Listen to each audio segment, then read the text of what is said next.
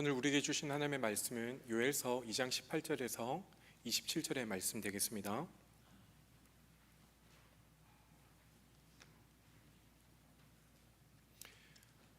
요엘서 2장 18절에서 27절의 말씀을 저와 여러분이 한 절씩 교독하며 읽도록 하겠습니다.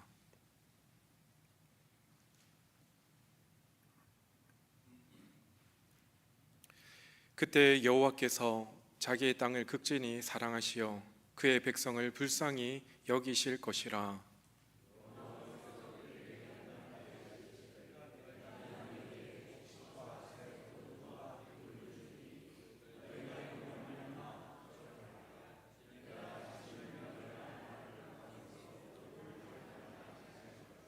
내가 북쪽 군대를 너희에게서 멀리 떠나게 하여 메마르고 적막한 땅으로 쫓아내리니 내 앞에 부대는 동해로 내 뒤에 부대는 서해로 들어갈 것이라.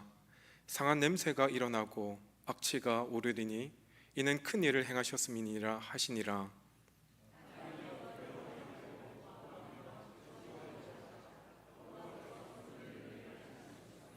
들짐승들아 두려워하지 말지어다. 들의 풀이 싹이 나며 나무가 열매를 맺으며 무화과 나무와 포도나무가 다 힘을 내는도다.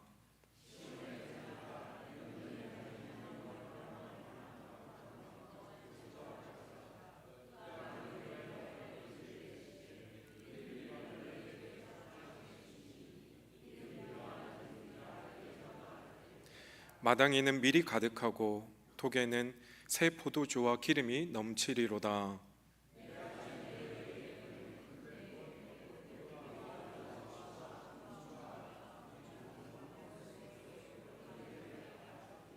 너희는 먹되 풍족히 먹고 너희에게 놀라운 일을 행하신 너희 하나님 여호와의 이름을 찬송할 것이라.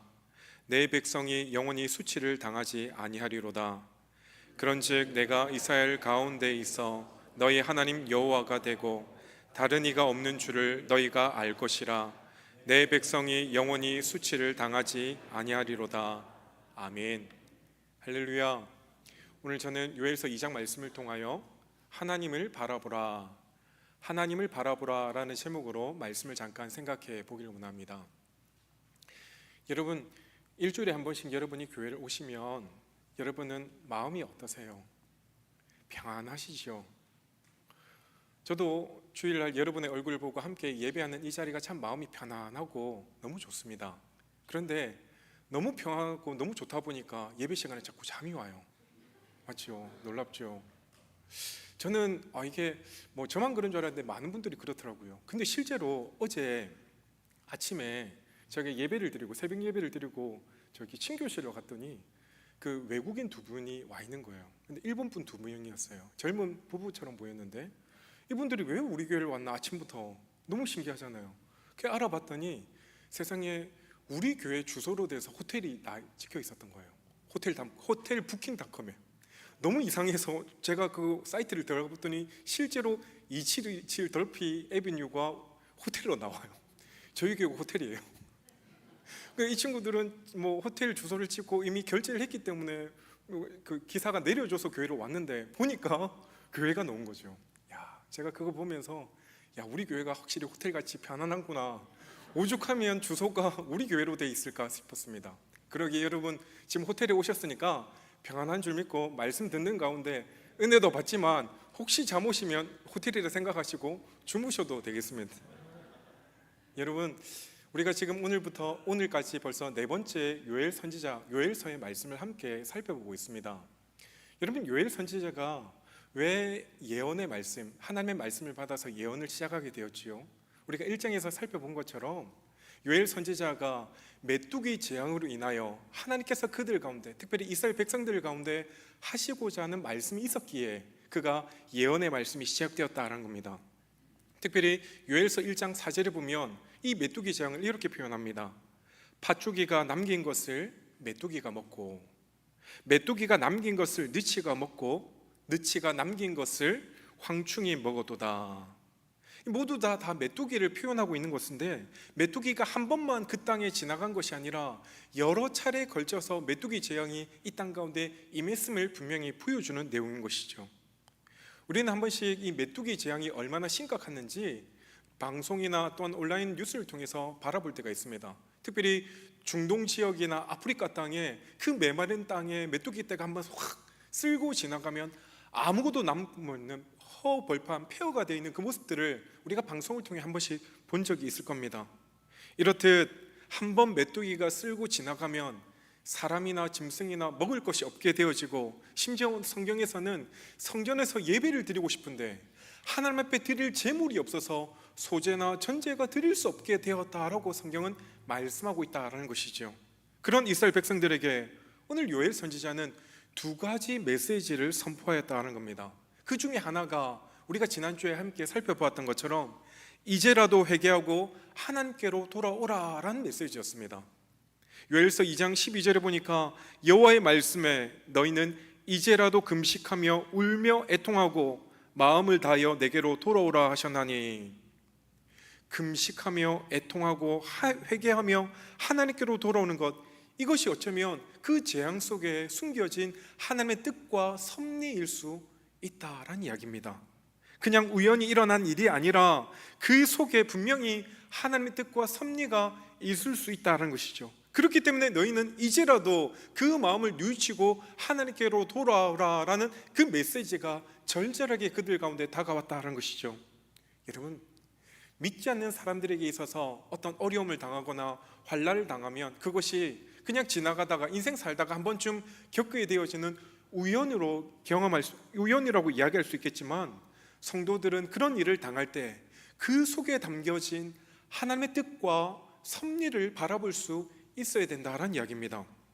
특별히 우리 삶 가운데, 특별히 내 인생 가운데 참 날마다 크고 작은 일들이 많이 일어나게 되는데, 그 일들을 통해서 과연 하나님께서 나에게 뭐라고 말씀하시는지, 이 일들을 통해서 내 인생 가운데 어떤 일들을 하나님 교육하고 계시는지를, 그 뜻과 섭리를 발견할 수 있는 것, 이것이 바로 성도들의 자세가 되어져야 된다는 이야기지요. 오늘 요엘 선지자는 엄청난 메뚜기 재앙을 그저 그런 자연재해로 바라보지 않았다는 겁니다. 그 속에 하나님의 뜻이 있는 것으로 알고 백성들을 향하여 회개하라, 그리고 하나님께로 돌아오라 라고 그들에게 외쳤다는 겁니다. 그런데 그들의 회개가 그냥 회개가 아니라 어떤 회개라고요? 지난주에 이야기했던 것처럼 너희는 옷을 찢지 말고 마음을 찢고 너희 하나님 여호와께로 돌아올지어다.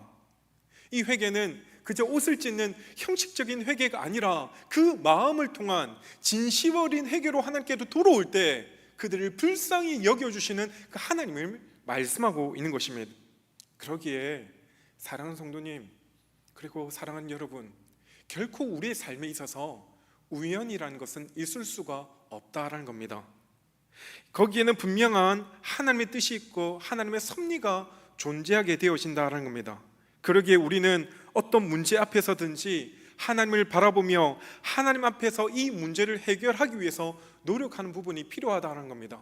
혹시 어떤 문제를 만날 때마다 하나님 앞에서 내가 혹시라도 뭔가를 잘못한 것이 있지는 않는가, 내가 하나님 앞에 철저히 회개하지 못한 부분이 있는 것은 아닌가라고 그 안에서 묻고 또 하나님께 질문하며 또 하나님께 기도할 때 하나님은 그 안에서 우리에게 합력하여 선을 이루게 해 주신다라는 겁니다. 그러므로 사랑하는 여러분, 어떤 일을 만날 때마다 회개하고 주님께로 돌아오는 그 음성을 결코 잊지 않는 우리 모두가 되길 간절히 바랍니다. 오늘 드디어 두 번째, 그렇게 회개하고 돌아왔을 때 하나님께서 또한 요엘 선지자를 통해서 뭐라고 이야기합니까?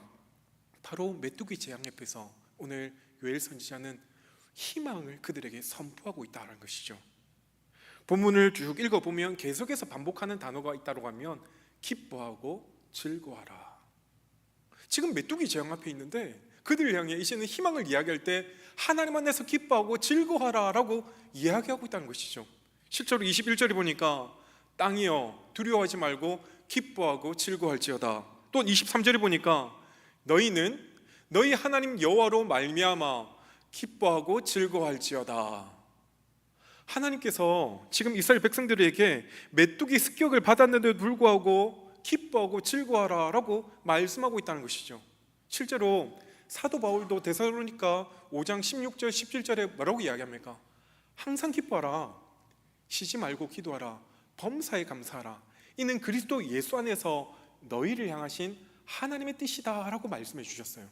그러니까 상황과 환경에 상관없이 너희는 하나님 안에서 기뻐하고 즐거워하는 것이 합당하다라고 우리에게 말씀하고 있는 것입니다.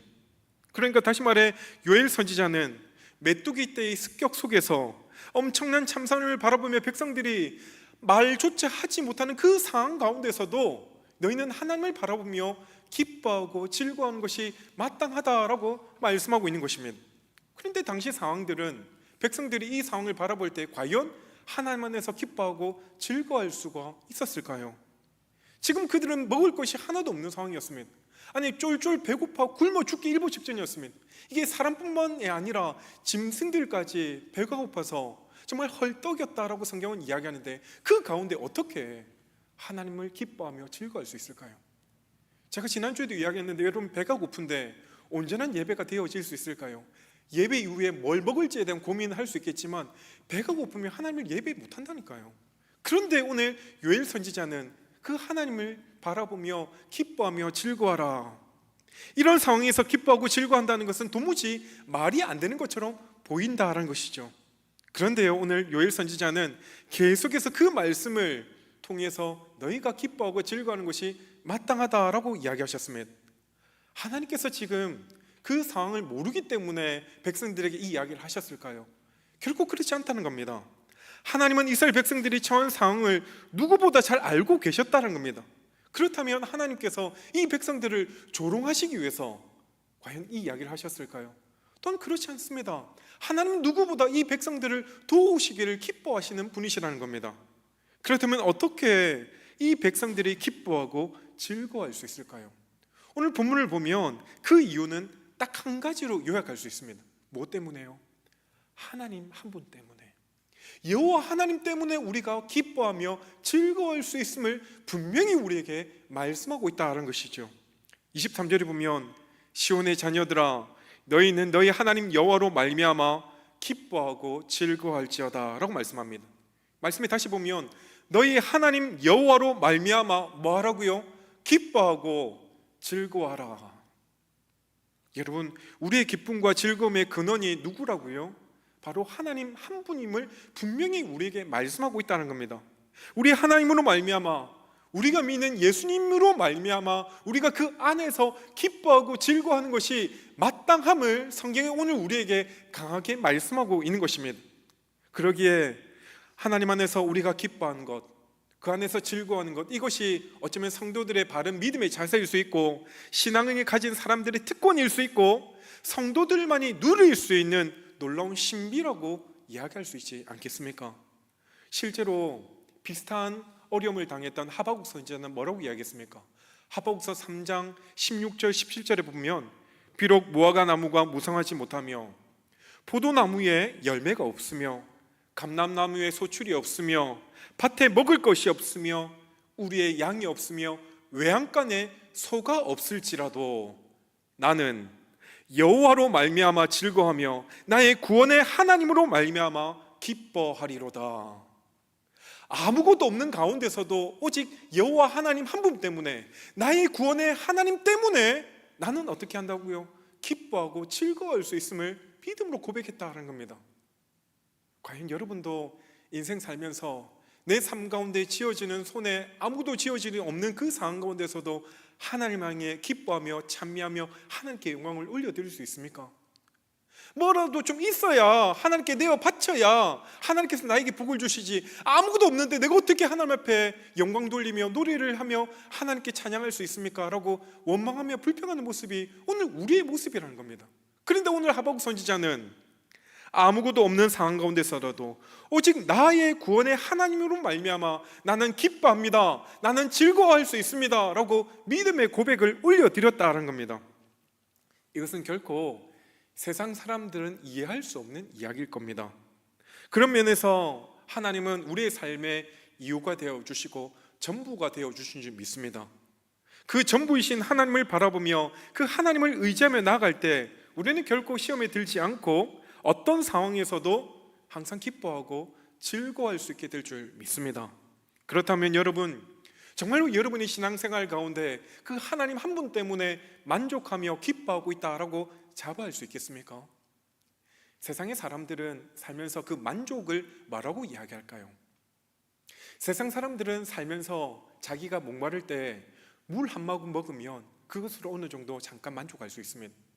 또 세상 사람들은 속상할 때 그 한 잔에 쓴 술을 마시면서 잠깐 잊고 내일 또 새롭게 시작하자라고 하면서 술 한 잔을 의지할 때 또 만족감을 누릴 수 있습니다. 또 어떤 분들은 정말 뜻하지 않는 보너스를 받게 되어질 때 그것 때문에 만족하며 지낼 수 있다는 겁니다. 또 어떤 분들은 정말 작지만 계절마다 맞이하는 각종 과일들을 맛을 보면서 잠시라도 만족함을 누릴 수 있을 겁니다. 뿐만 아니라 삶의 리프레시를 위해서 여행을 하고 또한 영화를 보고 음악을 듣고 전시회를 참여하면서 작지만 소소한 행복을 느끼며 그 안에서 만족을 찾기도 한다라는 겁니다. 그런데 여러분, 그것이 우리에게 영원한 만족을 주던가요? 그렇게 세상을 쫓아 살아가면 참된 만족과 기쁨이 그 안에 있던가요? 실제로 높은 산을 정복하거나 또한 운동 경기에서 신기록을 갱신하게 되어질 때 큰 기쁨이 그 가운데 있을 겁니다. 그렇지만 그 역시도 영원할 수 없다는 겁니다. 왜 그렇습니까? 그 모든 것들이 다 지나가면 잊혀지기 마련이기 때문입니다. 그 긴 세월 속에서 그 순간의 기쁨과 만족이 점점 줄어들더라는 겁니다. 잠시 그때뿐이라는 겁니다. 실제로 여러분 삶을 살면서 새 집을 얻게 되었을 때, 새 집을 사게 되었을 때 그 기쁨 이루 말할 수 없었죠. 내 생애 처음 새 차를 사게 되었을 때, 늘 중고 타다가 새 차 탔을 때 그 새 차 냄새 맡으면서 야, 행복이 영원할 것 같았지만 그 행복이 과연 영원하던가요? 잠깐이지 않았습니까? 이처럼 시간이 지나면 그 기쁨도 결국은 세월의 흐름 속에서 다 사라지고 말더라는 겁니다.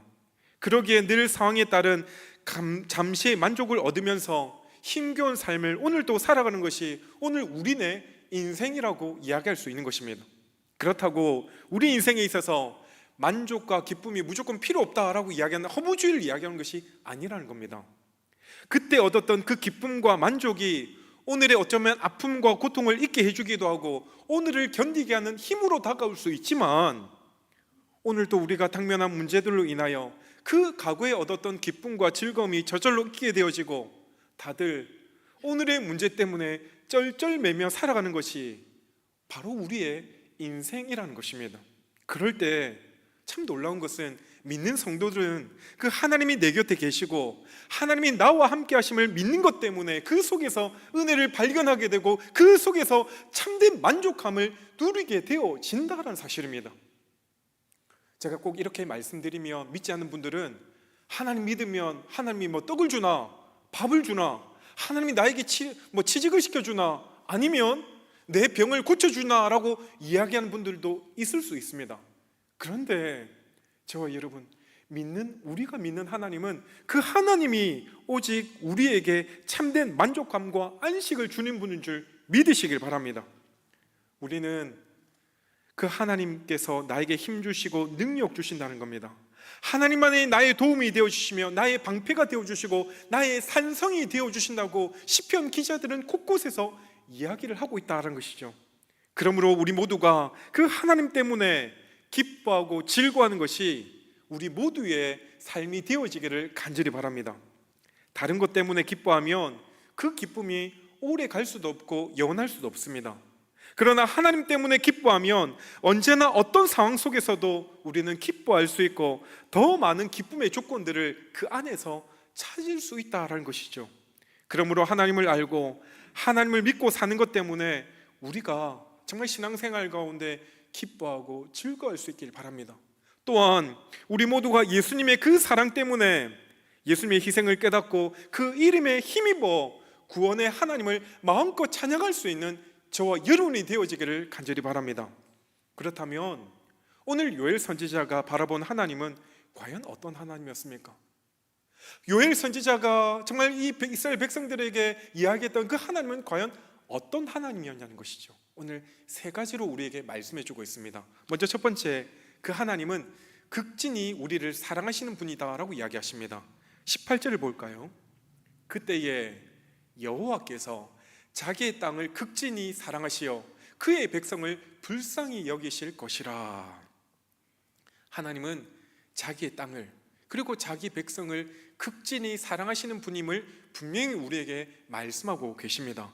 그러기에 성도들은 어떤 상황 속에서도 우리가 결코 잊지 말아야 될 것이 무엇일까요? 우리의 삶의 끝에 절대로 놓치지 말아야 될 것이 무엇일까요? 하나님께서 우리를 사랑하신다는 겁니다. 우리가 그 사랑의 끈에 매여 있기 때문에 그 어떤 것도 그 주님이 우리를 사랑하시는 그 끈들을 끊을 수 없음을 분명히 성경은 우리에게 증거해주고 있다라는 것이죠.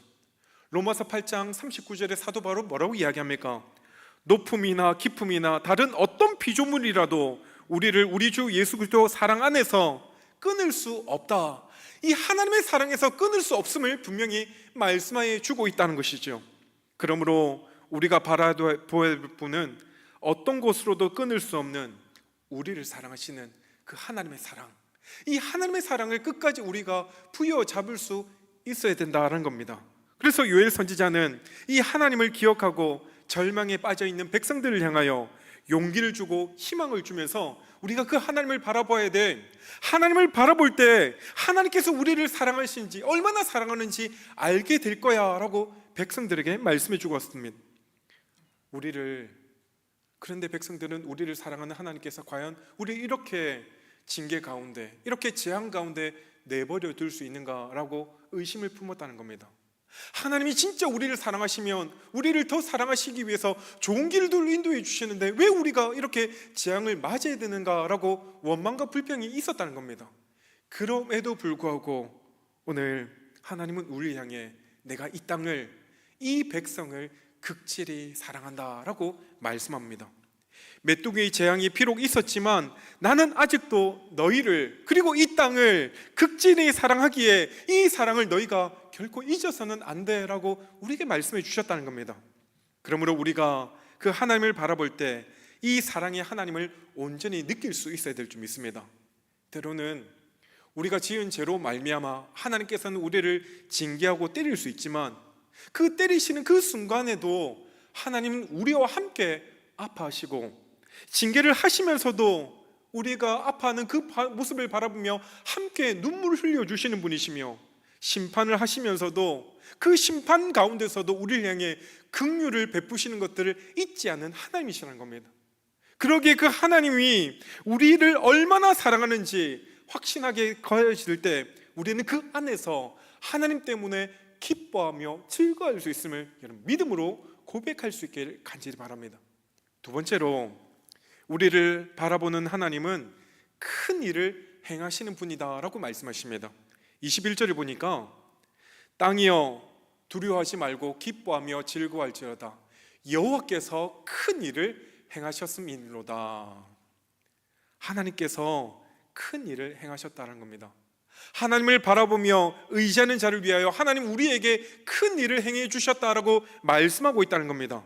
그러기에 우리는 언제나 어떤 상황 속에서도 큰 일을 행하실 그 하나님을 온전히 바라볼 수 있어야 될 줄 믿습니다. 우리가 무슨 일을 할 수 있어서 하나님을 바라보는 것이 아니라 하나님이 우리를 위해서 큰 일을 행해 주신다는 것이죠. 그렇다고 한다면 하나님께서 우리에게 행하실 그 큰 일은 과연 무엇일까요? 바로 우리가 본문을 보면 우리가 아무것도 할 수 없는 가운데 하나님은 다시금 모든 것을 회복시켜 주시겠다, 다시금 원점으로 돌려주시겠다라고 말씀하고 있는 것입니다. 여러분, 메뚜기가 휩쓸고 지나간 자리에 아무것도 남은 것이 없는 상황이었습니다. 그러기에 어쩌면 그 상황만 바라보면 앞으로 몇 년 동안은 곡식을 거둘 수 없고 또한 과일을 먹을 수 없는 상황 가운데 놓여 있을 겁니다. 그런 절망적인 상황에서 하나님께서는 그들에게 내가 다시 너희를 회복시켜 줄 거야, 내가 너희를 다시금 일으켜 줄 거야 라고 말씀하고 있다는 겁니다. 그래서 22절에 뭐라고 이야기합니까? 들짐승들아 두려워하지 말지어다 들의 풀이 싹이 나며 나무가 열매를 맺으며 무화과 나무와 포도나무가 다 힘을 내는도다. 메뚜기 떼가 휩쓸고 지나간 그 자리에 무슨 소망을 이야기할 수 있겠습니까? 또한 들의 풀과 나무가 없는 상황에 열매를 어떻게 맺을 수 있냐는 것이죠. 그런데 하나님께서 그 황폐한 땅을 내가 다시금 회복시켜 줄 거야 라고 우리에게 말씀해 주셨다는 겁니다. 사랑하는 성도 여러분, 우리 전능하신 하나님께서 회복시켜 주신다면 불가능이 없는 줄 믿습니다. 그분은 죽은 자를 살려주시는 분인 줄 믿습니다. 아무것도 없는 무에서 유를 창조하시는 분인 줄 믿습니다. 우리가 그 하나님을 믿고 의지하고 있다는 것이죠. 그러기에 우리 하나님을 믿으면 약한 자를 강하게, 가난한 자를 부하게, 무익한 자를 유익한 자로, 탕자를 아들로 삼아 주신다라는 겁니다. 그러므로 이 나라가 살 길도, 또한 우리 교회가 살 길도 오직 하나님이 회복시켜 주시는 그 은혜를 바라보며 하나님만을 의지하며 나아갈 때 우리는 그 안에서 살게 되어지는 역사가 있게 될 줄 믿습니다. 하나님이 회복시켜 주셔야 이 나라가 살 수 있습니다. 경제도 살아날 수 있다는 겁니다. 우리 가정도 그 하나님 때문에 다시금 일어설 수가 있는 것입니다. 그러므로 여러분, 지금 여러분이 어떤 상황 가운데 놓여 있습니까? 그 어려운 상황 가운데 처해 있다라고 할지라도 다시 회복시켜 주시는, 우리를 위해 큰 일을 행하시는 하나님을 온전히 바라볼 수 있기를 간절히 바랍니다. 하나님이 없이 내 힘과 내 능력, 내 뭔가를 가지고 하려고 하면 할수록 깊은 어려움의 수렁에 빠질 수밖에 없을 겁니다. 그러기에 전능하신 하나님이 나와 함께 하신다면 이 절망적인 상황 가운데서도 나를 회복시켜 주시고 나를 위해서 큰 일을 행하실 분들임을 믿기에 하나님을 통해서 우리 모두가 기뻐하며 즐거워할 수 있게 되어지기를 간절히 바랍니다. 세 번째로, 그 하나님께서 우리 가운데 계심을 바라보라라고 말씀하십니다. 27절을 볼까요? 그런즉 내가 이스라엘 가운데 있어 너희 하나님 여호와가 되고 다른 이가 없는 줄 너희가 알 것이라. 내 백성이 영원히 수치를 당하지 아니하리로다. 여기 말씀의 제일 중요한 말씀이 뭘까요? 내가 이스라엘 가운데, 너희 가운데 있을 것이다. 그 백성들에게 이제는 더 이상 수치를 당하지 않게 해 주실 것이다. 다시 말해, 하나님이 그들 가운데, 하나님께서 우리 가운데 함께하여 주시면 놀라운 일들을 이루어 가신다는 것을 분명히 말씀하십니다. 하나님은 전능하신 하나님이시며 창조하시는 분이시며 지금도 이 세상을 주관하시는 분이시라는 겁니다. 이 하나님이 우리와 함께 하시면 우리가 무엇을 걱정하고 무엇을 두려워하며 무엇이 힘들겠냐라는 것입니다. 그러므로 우리와 함께 하시는 주님을 바라볼 때 우리는 그 안에서 희망을 고백할 수 있고 주님 안에서 기뻐하며 즐거워할 수 있다라고 말하는 것입니다. 여러분, 우리가 힘들고 어려울 때 성령께서 내 안에서 말할 수 없는 탄식으로 날 위해 기도하시고 계심을 여러분 믿으시길 바랍니다. 사랑의 하나님, 이 전능하신 하나님이 우리와 영원히 함께 계시다면 과연 이거보다 더 큰 축복이 이 세상에 과연 어디 있겠냐는 것입니다. 하나님이 우리와 함께 계시다면 모든 문제가 해결되고 선하신 길들로 우리를 인도해 가실 줄 믿습니다. 그러기에 우리는 어떤 상황 속에서도 그 안에서 하나님의 섭리를 믿으며 날마다 기뻐하며 즐거워할 수 있는 저와 여러분이 되어지기를 간절히 바랍니다. 아멘. 이제 말씀을 맺겠습니다. 여러분, 밀레가 그림을 하나 그렸는데 많은 그림 가운데 참 유명한 그림이 하나 있습니다. 혹시 어떤 그림인 줄 아십니까? 만종. 한번 그림 한번 보여줄까요? 여러분, 학창 시절 하면서 미술 시간에 꼭 이 그림은 다들 한 번쯤 보셨을 겁니다. 여러분, 이 그림을 볼 때마다 여러분 어떤 생각을 하셨습니까? 또 이 그림을 어떻게 여러분 그동안 해석하셨습니까? 어느 부부가 해질녘 들판에서 일을 하다가 일을 마치며 기도하고 있는 내용처럼 보이지 않습니까? 어쩌면 이 그림을 바라보면 노동의 신성함, 그리고 가정의 신선함, 그리고 신앙의 중요함을 보여주는 그림이라고 우리는 바라볼 수 있다는 것이죠. 저 멀리 보이는 그 교회를 바라보며 이들이 마지막 기도를 올려드린 것처럼 보인다는 것입니다. 그런데 이 밀레가 그렸던 이 만종이라는 그림에는 그 안에 숨겨진 의미가 분명히 있다는 겁니다.